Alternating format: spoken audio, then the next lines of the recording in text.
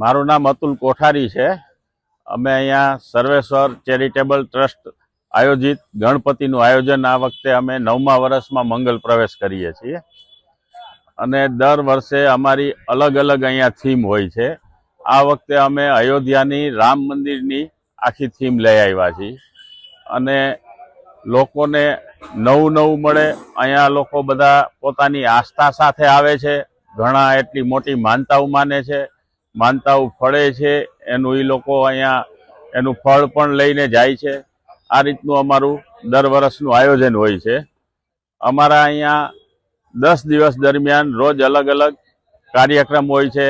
અમે દરેક રાજકોટની આજુબાજુના વૃદ્ધાશ્રમોમાંથી વૃદ્ધોને લઈ આવી એમને બસમાં અમે લઈ આવી છીએ। અહીંયા એને આરતી કરાવી છીએ, એને જમાડી પ્રસાદ આપી યોગ્ય ગિફ્ટ આપી અને પાછા એમના યોગ્ય સ્થાને મૂકી આવી છીએ। એવી જ રીતે અમે અહીં બીજા જે અપંગ છે કે મહિલા અંધ વિકાસ ગૃહના છે, તમામ જાતના નાના મોટા બાળકોને અમે વારાફરતી વારા અલ્ટરનેટ ડેટ લઈ આવી છીએ અને તેઓને આ જ રીતે અહીંયા પ્રસાદ ખવડાવી આરતી કરાવી અને પાછા એમના સ્થાને મૂકી આવી છીએ।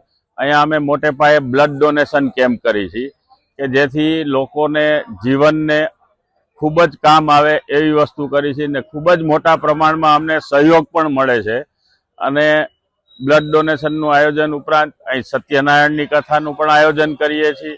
આ રીતે અમારા રોજ અલગ અલગ કાંઈક કાર્યક્રમો ચાલુ હોય છે કે હજારોની સંખ્યામાં લોકો ઉમટી પડે છે।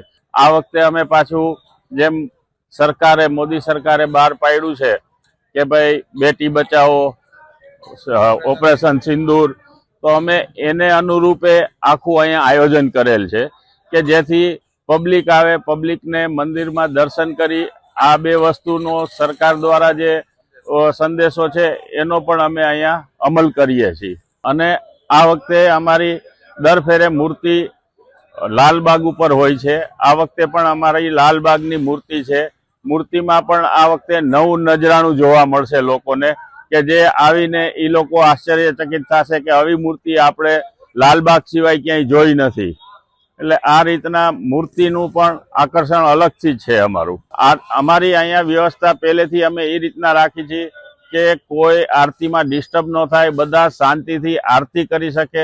હજારોની સંખ્યામાં માણસો હોય છે પણ કોઈ દી અમારે ધક્કામુક્કી થાય એવું કોઈ આયોજન નથી હોતું। એટલું વ્યવસ્થિત રીતે અમે બધાને સેવા આપી છે કે લોકો ક્યુમાં આવે છે, ક્યુમાં દર્શન કરી આખે આરતીનો લાભ લે છે।